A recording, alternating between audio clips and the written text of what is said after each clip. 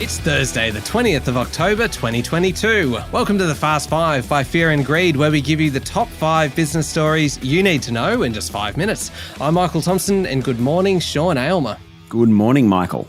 Sean, 5 big stories, some good ones, some fun ones towards the end. Let's get into the first one with politics, really. Things are heating up in Canberra ahead of the federal budget update next week. The Prime Minister's been out announcing some big spending plans, while there are some real concerns about the blowout in costs of the NDIS. Yes, let's start with the spending. The Albanese government has agreed to help fund 80% of the Marinus Link project across Bass Strait as part of a wider $6 billion package of loans and equity for Victoria's green industry. The $2.5 billion in concessional loans will ensure the link is built. Prime Minister Anthony Albanese yesterday said the $6 billion in clean energy deals signed yesterday will drive economic growth and lower carbon emissions.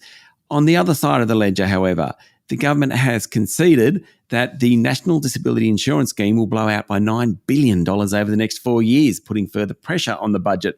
The policy is less than 10 years old, but is one of the top 5 costs in the budget now. Its annual cost will surpass $50 billion by the 2026 financial year. Disability Minister Bill Shorten, who co-designed the NDIS under the de Gillard government, said a review into the scheme would now be brought forward to later this year. Sean, story number 2 really is a couple of issues involving the federal government on the international stage. The Japanese Prime Minister, Fumio Kishida, is going to ask Anthony Albanese for a personal assurance over the reliability of gas exports to Japan amid rising concerns of energy nationalism in Australia.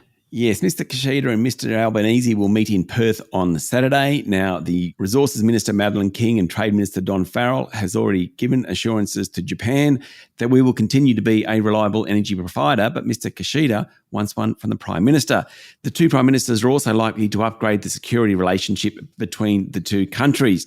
Now, flipping across to the Middle East, the federal government's decision to reverse the Morrison government plan to recognise West Jerusalem as Israel's capital has triggered both angry criticism and plaudits. Israel called in the Australian ambassador after the decision.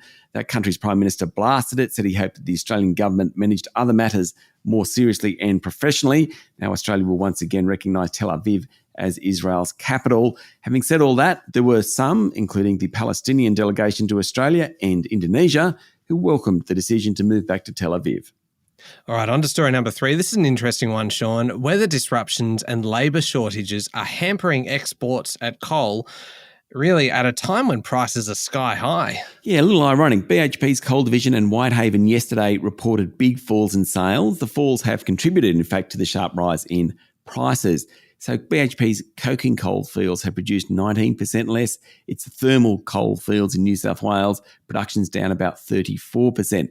The good news for BHP shareholders, at least, is that its iron ore division, the biggest segment or the big Australian, has started the new year strongly, shipping more ore during the September quarter than a year ago. Story number 4, Netflix has had a rollercoaster ride over the past few years. It soared during COVID, huge demand, then it tumbled afterwards and then recovered a bit thanks to shows like Squid Game. Yesterday, it announced it gained 2.4 million new subscribers during the September quarter. Yes, it now has 223 million subscribers around the world, and that number helped send its share price up 10% in after-hours trading. Mind you, that share price is still about 1/3 of what it was in COVID. It was a good quarter with the release of the final episodes of Stranger Things, that's the sci-fi show, plus Dharma Monster, the Jeffrey Dahmer story, that's the serial killer story. I've tried to watch it, too scary for me.